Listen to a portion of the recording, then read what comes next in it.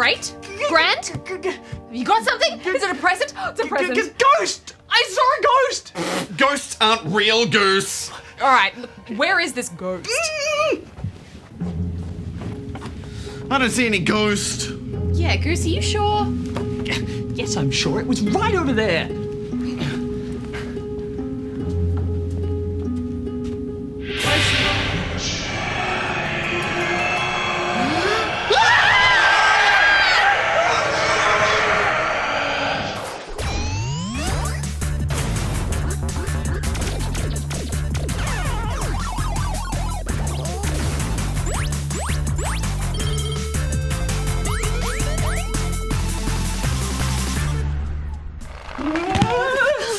Darren, we saw a ghost! What are we gonna do? We can't let the ABC get overrun by some sort of poopy poltergeist. You all need to calm down. I've got everything under control. Oh, and you should all put on these.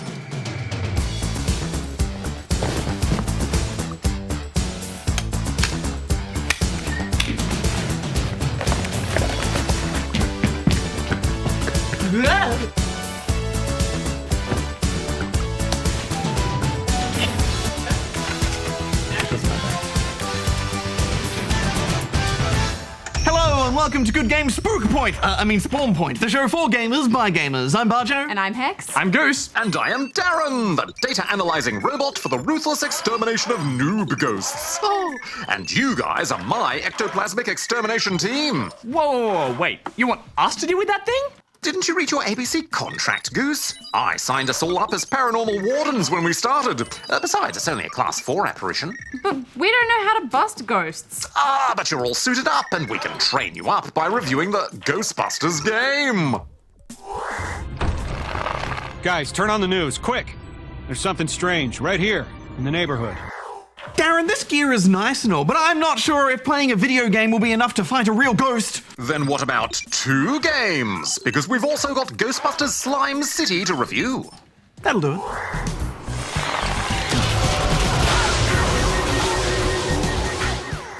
Just because there's been a spot of supernatural haunting doesn't mean we don't have time for Darren's Challenge! Today, I'm asking you this. In the point-and-click adventure Broken Age, what are the names of the 2 protagonists? Answer at the end of the show. What was that? I don't know. It might have been my stomach. Anyway, it's time for you to go off to your gaming picks, Goose. Guys, do I have to go over there by myself? Hop to it, Goose. Okay. Oh. I ain't afraid of a ghost. He's not afraid, not afraid. Okay, Goose, you can do this. It's just gaming picks. Okay. And first up, Nintendo has dropped all the info on their next console. And no, it's not the NX, it's the NES Mini. Yes, Nintendo is releasing a miniature version of their original NES console with 30 games built in, and it comes with a classic NES controller.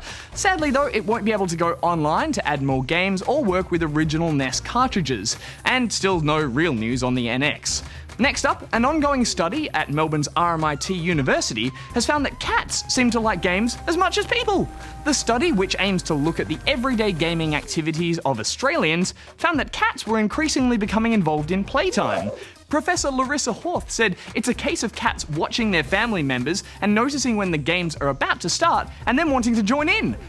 Maybe one day I'll be able to play Mario Kart with Lando. Okay, that's all the picks for now. I'm out of here. Thanks, Goose. Okay, guys, we're gonna need a PKE meter. It's used to read psychokinetic energy. Oh, I have a built-in psychokinetic energy meter, Hex. Well, of course you do, Darren. Well, what does it say? Well, there's ghosts and spectres all over the studio. But I can't find the exact one we're looking for. I believe we can safely start the first review. Okay. Well, Ghostbusters Slime City is a free-to-play mobile game for iOS and Android devices. It puts you in charge of a new Ghostbusters team in the city of New York, where paranormal activity has gone off the charts. Like a lot of free-to-play mobile games, there are 2 sides to this. Action levels where you take part in touch-based gameplay, and then a management side of things where you upgrade buildings and gear, unlock premium items, and juggle a number of confusing in-game currencies. Affirmative. This game is not afraid of throwing you right into the thick of in-app purchases. Almost everything you touch can be sped up, upgraded, or unlocked by payments of real money. The game even encourages you to join some sort of VIP Ghostbusters club for a fee. As a result, progress feels purposefully slow and grindy with lots of 24-hour timers. Blurg. I found navigating the menus in this game totally confusing. It's all kind of tiny, and there are menus within menus within menus, but I suppose you do get used to it. Let's talk about the missions first, because that's where the gameplay is. Your ghostbusting team is regularly sent out on missions, and these play out a little bit like a fairground target shoot, only with proton beams and ghosts. You just tap and hold to blast the ghosts away, occasionally needing to recharge your beam or drag a more powerful ghost into one of your ghost traps. It is pretty mindless tapping, but it looks great. Yeah, the action is bursting with colour, and things exploding as your beam tears through everything. But there's actually very little challenge to it, and missions are over super quickly, throwing you back into the city view so you can reactivate your timers to unlock upgrades. Or, watch an ad for other games to earn currency. A blurg. Hold on, I'm getting a rather strong spectral reading, you two. Where? Oh, it seems to have vanished. Under Bajo's chair. Blurg! Hex, why do we sign up for this? Well, let's just finish the review and then we can deal with it, Bajo. Okay, well, like we were saying, it feels like this game is really geared towards pushing all of its in-app purchases more than offering any sort of decent gameplay. I can see glimmers of a good shoot-'em-up in there, but it's overshadowed by constant attempts to get me to pay money. Yeah, I have to agree. And what a shame, because the art style is so great. There's really not much fun to be had here. I'm giving it 2 out of 5 rubber chickens. Yes, as I mentioned before, a blurg. I'm giving it 1.5 out of 5 rubber chickens. Darren, is there still a ghost under my chair? Oh, negative, Bajo. It's now under Hex's chair. I'll deal with it. You guys should run along to the spawn point desk. Something strange going on. Something's wrong. Gloom in the room. Outside is the storm. I'm a rapper. All right, well, hopefully we are safe from the ghost in here, so let's answer some questions. And first up, we have this one from Zach in WA. Hi GG, Zach here with some questions to ask. 1. Will there ever be a PC version of Ghostbusters the game? 2. Darren, this was the game Lego Star Wars The Force Awakens ever be on Wii U?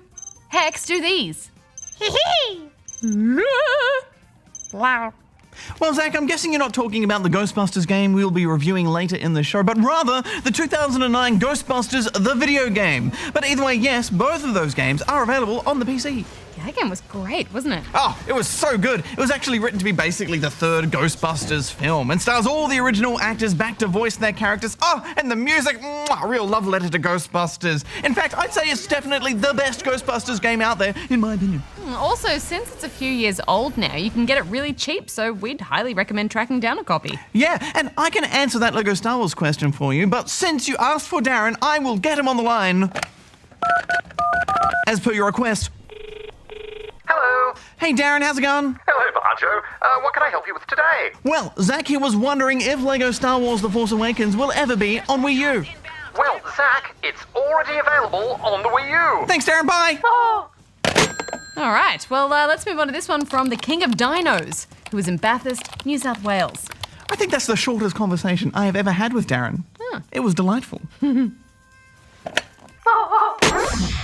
Good Game, a while ago you said that the Minecraft movie was coming out in 2019. Well, do you know if the movie will be a animation or not? Also, how can you watch previous episodes of Good Game SP? P.S. Baruto, do these. Darren is not an herb. P.P.S. If you don't answer, I will send my raptors for Goose. Well, your Dino Highness.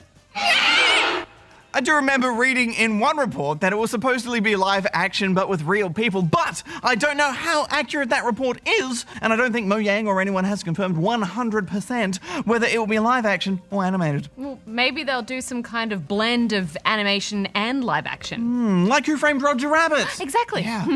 Well, I guess we'll have to wait and see what they end up doing. But as for how to watch old episodes of Spawn Point, well, you can watch them on our website here under the Watch Full Episodes section. Yeah, also we upload them to our Good Game Spawn Point YouTube channel. And the most current episodes can be found on ABC iView too. But let's move on now to this one from Mac6729, also known as Harone, who is in Melbourne, Victoria.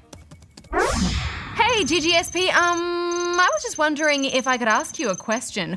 One question, in Pokemon Go, what is an incense? 2 question, how do you use it? Thanks. P.S. Darren is a total noob. And Hex, do these. And PPS, big shout out to my bestias and brothers, Sup Julia, Louisiana, and Fatima, and for my brothers Ayub and Amir, and a big shout out to Creekside College. Well, Mac, incense is basically a way to make Pokemon appear more frequently around you. Just select it from your items and tap on it to activate it, and then you'll soon find Pokemon popping up ready to be caught. And here's a little interesting tip about incense. Someone actually looked into the code of the game and found that if you use incense while standing still, it will cause a Pokemon to show about once every 5 minutes. But if you're moving, they'll show about once every minute, providing you've moved more than 200 meters. Oh, nice tip there, Bajo. So you should save up your incense to use when you go for a walk. Yes, although going 200 meters in 1 minute would require more of a speedy jog than a walk. So if you want to get the most out of your incense, you'll need to move quite a bit. But of course, when you're out and about, make sure you don't just bury your face into your phone. Always pay attention to your surroundings and stay safe. That's the best tip of all. But while we're on the subject of Pokemon Go, we have this one from Queen of Noob Zombies, who is in Adelaide, South Australia. What's a noob zombie? A zombie that's just not very good at getting brains. Yeah, just a rubbish zombie. Really fails at it. Yeah. Hi, GGSP. Is it possible to play Pokemon Go on my iPad if it is one that is only connected to Wi-Fi? Since it has no GPS chip in it, I can't see my character walk, but is there a way I can still play? Please reply, or I will unleash my army of noob zombies who will turn everyone on Earth into a noob. Nice name, Hex. Buncha is weird. Queen of Noob Zombies out! Well, your noob zombie highness, we haven't tested it out ourselves, but from what we've read, the game does work if you've got a Wi-Fi only iPad. But you're obviously not going to be able to walk outside of the range of your Wi-Fi signal. If you know of any areas that offer free Wi-Fi, then you could potentially try and connect there to play in different areas. Or if you have a friend or grown-up who has a mobile phone that can act as a mobile hotspot, then you could connect to that and play it on the go. But let's move on now to this one from the Banjo Band, who is in Toasty Cheese Sandwich, which is outside Australia. Wow, Toasty Cheese Sandwich. And the band's in the cheese sandwich. Yeah, just living in there. Wonder what they play. Songs about cheese, I imagine. I guess That's so. their whole world. Yeah, cheesy jazz. You must drink from the noob cup. You said that redstone lamps melt snow. They do not. The redstone torch did. P.S. Barton is the best. P.P.S. Hex is the best. PPS, Bajo is the best. Well, Banjo Band, I think you should check your facts yourself before you wreck yourself, because I tested if redstone torches melted snow before I did that experiment, and they didn't. So Bajo 1, Banjo Band 0. Well, are we supposed to just take your word for it though, Bajo? I mean, where's the proof? All right, fine. Let's do another experiment. So, here's some snow, and here's a redstone torch, and a regular torch. Note that the redstone torch doesn't melt the snow, but the regular torch does. Now let's try the redstone lamp, but we'll use a switch instead of a torch to power it, just to remove the torch as a variable, and look at that. The snow. It melts. So I think that pretty conclusively shows that redstone lamps do indeed melt snow, but redstone torches will not. So Banjo Band, I think you'll find you're the one who perhaps may need to drink from said noob cup. Oh, that's harsh, but those are the rules, so sorry to say, Banjo Band. Anyway, let's move on now to this one from OMG, look! Where? Is it the ghost Hex? No, that's just the name of the spawnling. And they are from Look at This in Queensland. Oh, it's the person. Hello, question. Why must in-game purchases for cosmetics be a thing?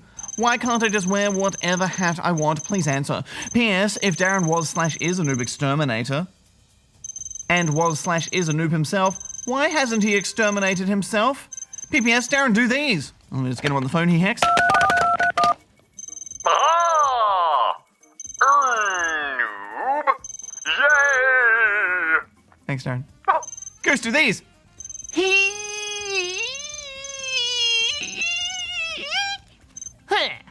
Horror. Boom. Woo. Ooh. Please answer, thank you and goodbye. Well, OMG, look, in-game cosmetic items are actually often a good thing, in my opinion. A lot of games can be given away for free just because cosmetic items can make enough money for the developers to keep supporting their game and make new ones. Yeah, I mean, games do need to make money somehow. And at least with cosmetic items, it doesn't matter how much someone spends on a game, they'll never get any competitive advantage over you. Yeah, but they will look fabulous in their new hats. But guys, I've just seen the ghost. Now's our chance to catch it. Oh, let's do this! Okay, well, that's all the time we have for this week. If you have any questions, then send them in here. Guys, wait for me!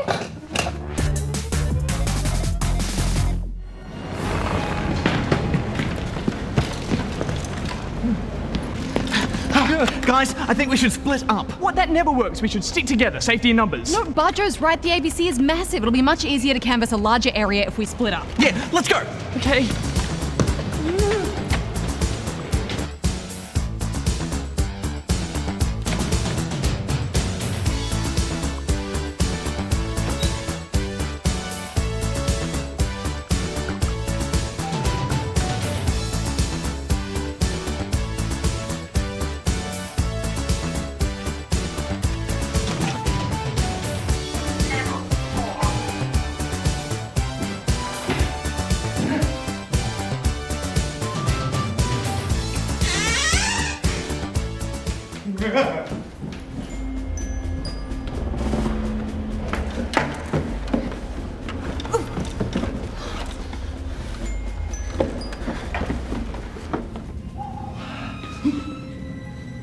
All right, Mr. Ghost. Just you and me. Come out, wherever you are. Or maybe don't come out.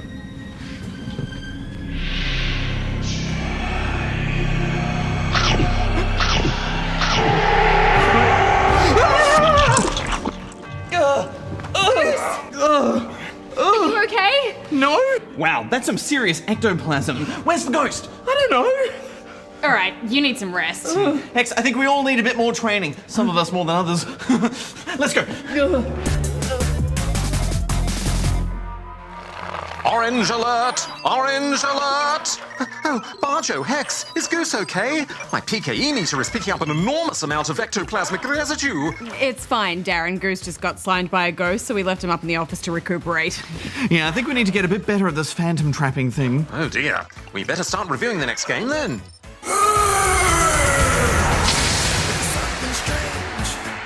Let's show them what we're made of.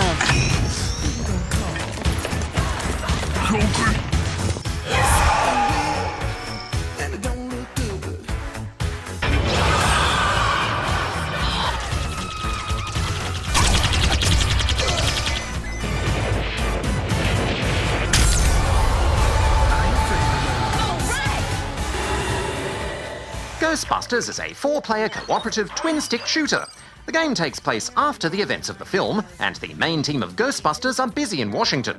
So you play as this B team of random Ghostbusters who have to save the day from the ghosts in New York. And that's about the entire extent of the story. I thought it was kind of amazing how, for a movie tie-in game, it barely has anything to do with the actual movie at all. In fact, the only thing it has in common with it really is the proton packs and the theme song. And the name, of course. It's also slow and repetitive, and most importantly, it's not fun. Characters trudge around at a snail's pace, weapons don't feel punchy, and there are only a handful of enemy types to fight. It doesn't have any of the fast-paced excitement that a good twin-stick shooter should have. All the missions follow the same formula. You go through room after room of little ghosts, defeat a mini-boss, repeat that a few times, then defeat a main boss. Time to slam. In you go. Want a piece of me, pal? Yes.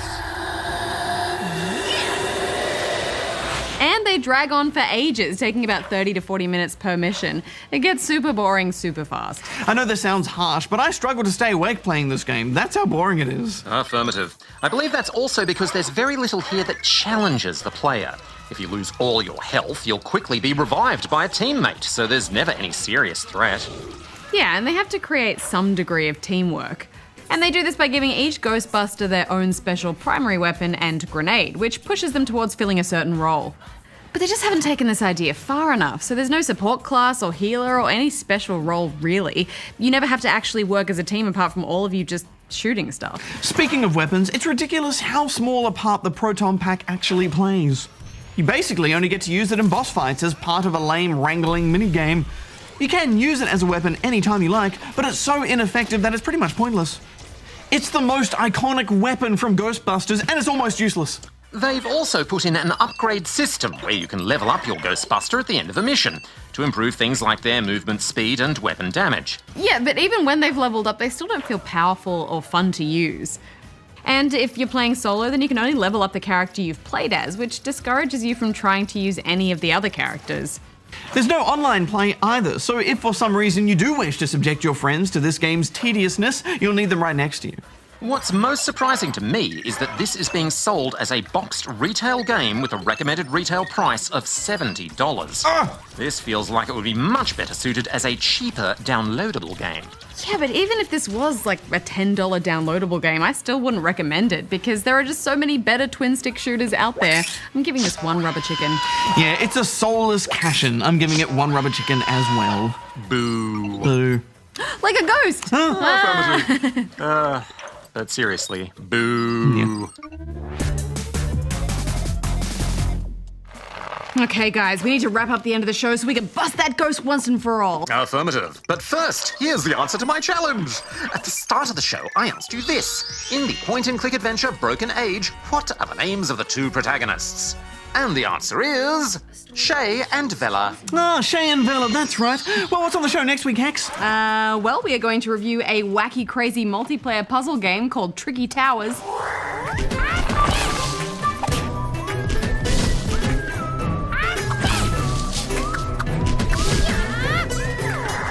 Okay, guys, are we gonna do this? Affirmative. I think we have to. Okay, Goose on the line.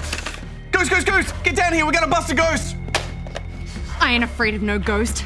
Darren, do you think you can lure it back towards the studio? Affirmative, Hex. Dropping breadcrumbs. Luring. All right, guys, I'm ready for this poltergeist. Done. I've lured the apparition right outside the studio door. All right, let's do this. Hex out. Bajo out. Goose out. Darren out. There it is! Confinement stream's ready. Light him up. You'll never scare us again, Mr. Ghosty McGhostface. Bajo, what's your stream? I don't want to get my hair singed. Guys, we need to pull it down. Wait, where's our trap? I am the trap.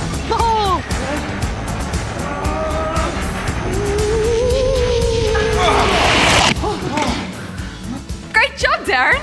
Affirmative. Negative. Darren? Negative. Negative. Negative. Oh no, Darren must have forgotten to put up his internal firewall. He's possessed.